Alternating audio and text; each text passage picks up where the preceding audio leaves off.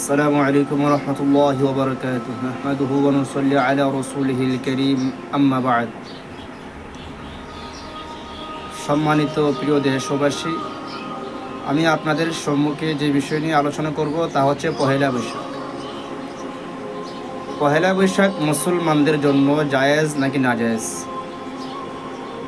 পহেলা বৈশাখের নামে যে আনুষ্ঠানিকতাভাবে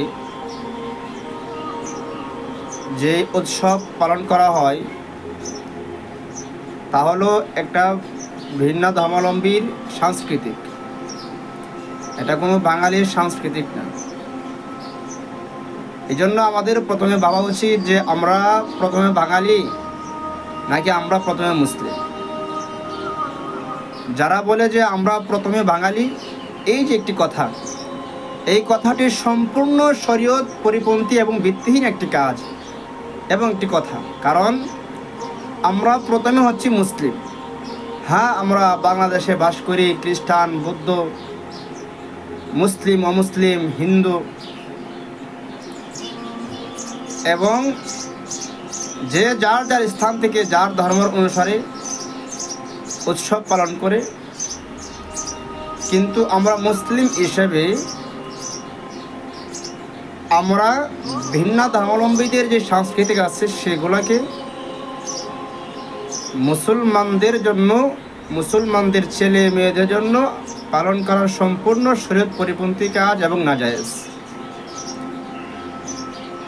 দেখা যায় এই পহেলা বৈশাখ উপলক্ষে ছেলে মেয়ে অবাধে মেলামেশা, ছেলে মেয়ের গালে মেয়ে ছেলের গালে রং মাখামাখি, এগুলো সম্পূর্ণ শরীয়ত পরিপন্থী এবং শরীয়ত বিরোধী কাজ এবং নাজায়েজ।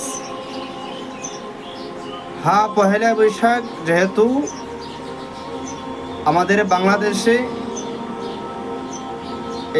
একটা ফসল উৎপাদনের সময় এবং একটা নির্দিষ্ট তারিখ, এই জন্য আমাদের মুসলিমদের উচিত যে আল্লাহর শুকরিয়া আদায় করা।